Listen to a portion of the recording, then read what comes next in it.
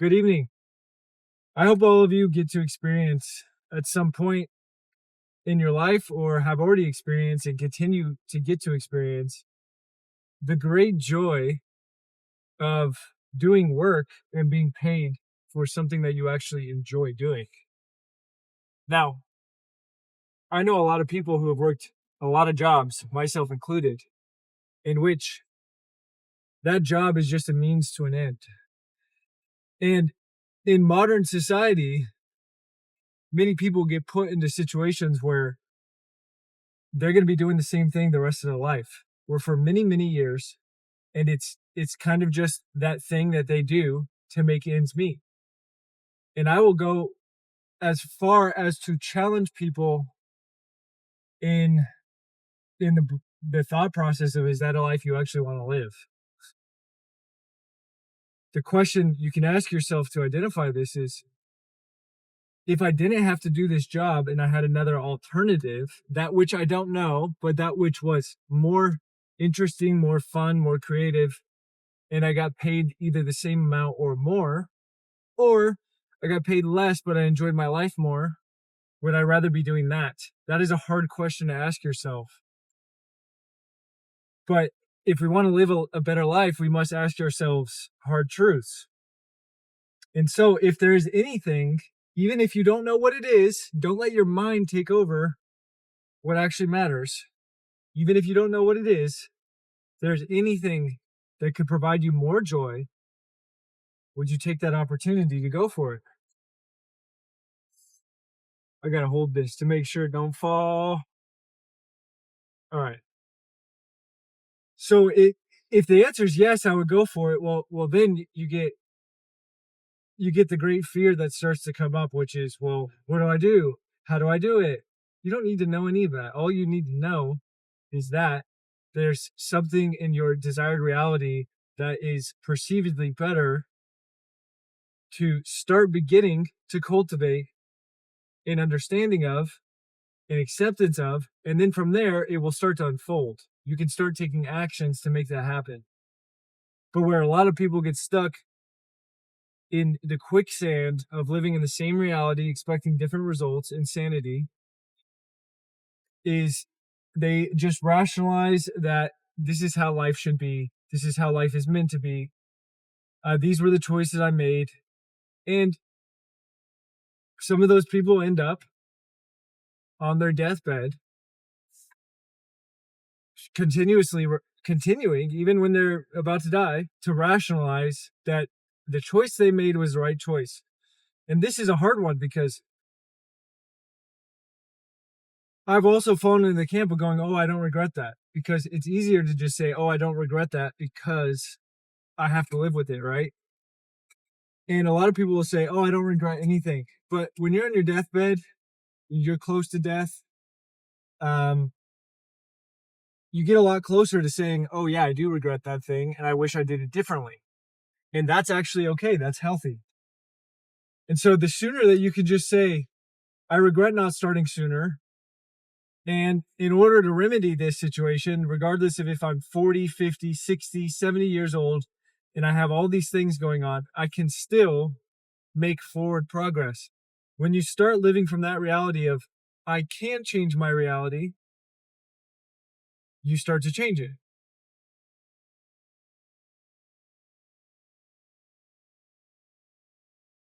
And so how did I get into a position where I can drive in the car, I can shoot video, I'm having a blast, and every time I shoot a video, it's allowing me to express myself to the world and get direct feedback, in which that feedback allows me to have a greater relationship with myself and God. Plus, I get to meet cooler people. Cooler people get to see my stuff. I get to understand humanity better. And I get to ultimately take the lessons that I'm learning from everyday life, remind myself of them, and also give back to the world. To give those lessons to people who might not get the lessons elsewhere. To give lessons and share lessons that I have that nobody else has experienced. That is my playing field. And I've worked many jobs and I choose to no longer work. Are there days where I still feel that the things I'm doing are work or hard work or arduous or cause me to be impatient? Yes.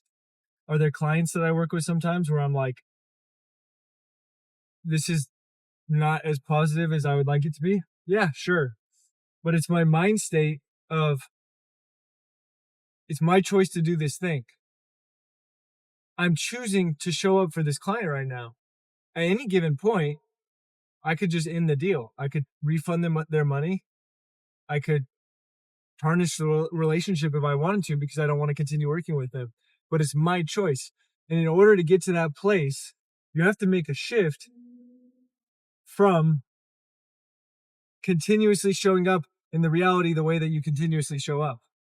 When I worked as a nurse, I never thought it was possible for me to just not have a 9 to 5 anymore and not have to punch in my code with an employer. And when I first started my entrepreneurial journey, it was extremely difficult to be like, oh, I actually have to take care of myself first. And I have to be as disciplined as the feeling of having a boss who could fire me at any time. I have to actually show that to myself all the time. Completely different reality. So I had to keep showing up consistently. It's a lot of effort. And I threw in the towel sometimes. But the plight of the entrepreneur or the plight of the person who eventually experiences more freedom than other people and has sovereignty that people to some extent can't even understand because it's so foreign to them. I see this all the time when I'm working online in a coffee shop and people are like, what are you up to? I'm like, oh, I'm doing this and that. They're like, you're running a business from a coffee shop? I'm like, yeah, yeah. I couldn't even have come up with that reality when I was in high school, when I was working as a nurse. I only saw it after I quit my job and I had no idea what I was going to do next. I had no idea. Then I move abroad and I start going to coffee shops and I'm seeing all these people working in a coffee shop. And I'm like, ask them a question, ask them a question. And all these people are all doing different things and they've all figured it out. And so over time, I'm still figuring out how to run my life the way I want it so that I can have an even better desired future. But right now, it's really great to reflect upon how much identity shifting I had to do through the journey, of just walking away from holding on to old identities. If you look at the word identity, I want you to instead of writing it IDENTITY, you write it EYEDENTITY. Identity with your iris, your eyelid, right? Your eye. When you identify with whatever it is in your reality, I am an American. I am a nurse. I am a doctor. I am a dentist. I am a son. I am a daughter. I am a wife. All of these things are an identification of you labeling yourself as something. And when you mark yourself with the stamp of identification, what ends up happening is if you become consumed by labeling yourself that way in order to achieve status, in order to sound cool to other people, in order to make yourself feel great because I'm a father and I have 4 kids. Well, if you're talking to someone and they have kids and you have kids, well, then, yeah, of course, call yourself a father. But when you over identify with that label, what ends up happening is if your reality changes, sorry for the camera, if your reality changes at all, that expectation you had of you having that label of being a father, let's say you have one son, and God forbid you lose that son. Well, that identity now is stripped. And if you spend your whole life continuously repeating to yourself every day, I'm a doctor, I'm a doctor, I'm a doctor, I'm a doctor, I'm a doctor, look at me, here's my badge, I'm a doctor. And one day you come head to head with the conflict that what you were doing was not as helpful to society as you thought it was, or you no longer can be a doctor, you get fired by the board. Well, what happens? You go through a whole entire identity crisis. You become blind. You have no idea how to see in the world anymore because you over identified with who you are as a person. In that identity, that name tag that you put on yourself, on your heart, my name is John and I'm a doctor. You put that on your heart so the whole world can see. And a lot of people, they do this and they get so much pride. Pride cometh before the fall. They get so much pride in who they are as a person because of their little title. You used to have so many people that worked with me who had on their title, I'm a registered nurse, BSN, ICU cert, alphabet soup, right? I have more letters than you, so I'm cooler than you, right? Status games. When you identify with anything like that, it makes it really hard for you to be flexible in reality. For me, when people are like, what are you doing for work? It's like, it's hard for me to identify, which makes it hard for me to be a marketer. This is why most of my business comes through referrals, because people see the work that I do, and it's very hard for me to be like, oh yeah, this is the one thing that I do. I am this. Ultimately, how would I describe in an elevator pitch to people right now what I do? Well, I support humans in advancing their body, their soul in this realm. And is that something that I would say to a CEO in an elevator? Maybe it would probably come out differently depending on the situation and how I felt. It would come out more organically, however I was. But I'm not over identified with like, oh yeah, I am this guy. Right now, I support people using myofascial release. I support people using HMTA testing. I support people with detox programs. I run a men's community. None of those things were, I am a men's group leader. I am a lab analyzer. I am a scientist. Because whatever comes after those two words, I am, can shape you and cause you to be blind. This is why Alcoholics Anonymous is actually in many forms very toxic. Is it helpful for a lot of people? Yeah, absolutely. Do people need to let it go at a certain point if it's not continuously helping them? I think so. I think that's the case for a lot of things. With AA, people say before every meeting, my name is John and I'm an alcoholic. Well, when you say I am, you've created an identity. So if you say I am an alcoholic before every meeting and you are trying not to be an alcoholic, well, you just perpetuated an identity and you continuously state, I am that thing that I don't want to be. You should never be saying that. This is why the language that we choose is so important, because it changes our identity. I was talking with a guy the other day. He wanted help with his health issues, and he's a coach. And he starts telling me, I have to go to the gym. And I go, no, you don't. And he looks at me kind of weird. I was like, no, you don't. He goes, well, how else am I going to get healthy? I go, you choose to go to the gym. You choose to go to the gym because that's the person that you choose to be, because that is the identity that you are going to transition into. You're not going to hold on to it either. You're going to become that identity. That's the thing that you want to be, right? You're not that thing right now. So instead of saying through obligation, I have to be this person, I have to do this thing, you're essentially telling to the universe, I have to, I need to. It's obligation. When there's any obligation, people don't want to do things because it's coming from the identity of a victim. It's a force. You're being forced to do something you don't want to do rather than being a conscious chooser of your reality. When you're a conscious chooser of your reality, you choose. And what happens when you choose? You're empowered.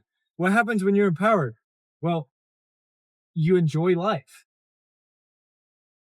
You enjoy life when you're empowered. When you feel really good, really vital, when you feel like your gifts are coming out into the world, and that you're able to share them expressively without any fear of what people think of you, you're operating from a completely different identity. It's actually usually when I'm in that state and when clients I work with achieve that state, when friends I'm with are in that state, it's such presence that there is no identity. You're just you. You're just you in the moment. The identity is actually a huge issue for people because they want a future identity so that they can get out of what their past identity was. But if they just realized the only identity that can ever be created is in the now, and that in the future, at any moment, in 5 seconds, I'm now in the future, right? Boom, we're here now. I could have just gone from the state of, I feel like crap today, to changing my mind to, how do I make myself feel better? Okay, take a deep breath. Already felt better in 5 seconds because I'm operating from the identity of, I'm going to find a solution no matter what. And if you're just in the state of, how can I improve my state now? You don't identify with any label. If you label yourself as anything, as anyone, you shoot yourself in the foot. Are there things I can't change in this current reality? Like, yeah, in this current reality, most people are going to say I am an American, right? I was born in America. But what happens if I renounced my citizenship and married a Colombian woman? Which would be a risk. Well, I would now technically be a Colombian, right? How crazy is that? So that shift can occur with anything that we do. You can go from being a school teacher one day, the title, to being a beach bum. So all these titles are just identities, right? And if you over identify with them, you become blind. If you become blind, you can't see the light at the end of the tunnel. It's really simple. The simplest things are the most complex. So don't over obsess with who you are now. Don't over obsess with who you want to become. Just focus on getting into the next best state. Well, how do you do that? Ask yourself. Ask God, what do I need to do to get in the next best state? Your intuition will tell you. Well, I don't really feel good right now. Okay, well, ask yourself why that is. Why don't I really feel good right now? Well, I didn't sleep that well last night. Okay, why didn't I sleep that well last night? I got to bed really late. What's the real reason I got to bed really late? Well, I didn't set boundaries with the person I was talking to. I actually, internally, I wanted to go to bed, but I was too afraid to end the conversation I was having in fear of making the other person feel bad. So I stayed up later and I sacrificed what I actually wanted to be doing for that person. Okay. Well, how do you not let that happen in the future? Well, how am I going to get over that? Let's see what happens to the camera on this one. Well, I need to set boundaries. Oh yeah, that is not right. If you're on the podcast, I definitely went the scenic route on this one. But yeah, I need to set boundaries. Okay, cool. And then that situation comes up again. You've gone through it, you've processed it, you know what you got to do. You sit in the intention of doing it, you do it, and then boom, shift happens. Oh, that wasn't so bad. That wasn't as bad as I thought it was. Or, oh, that went pretty bad, but I'm still alive. I'm okay. That's it. That's it. And we just, if we let go of the label of what I'm supposed to be based off of what I really desire to be successful, we'll identify what success even means. If success means having more joy in your life, well, then you can just obtain that now. If you think, whoopsie. All right, we're almost done here. If you think that being successful is getting your doctorate, once you get your doctorate, what's going to happen? I've seen this happen with many old coworkers. They get that, and then they're running to the next thing. they're running the next thing trying to find the joy. Well, the joy can just be found now. Just find it now. Find it in your work. Find it in what you're doing. Don't over identify with anything.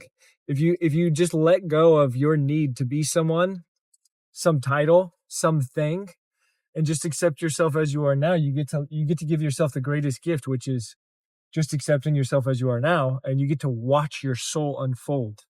So I've just arrived at my client's house. I'm gonna go do a nice little bodywork session. I'll see you guys in the next one. Late.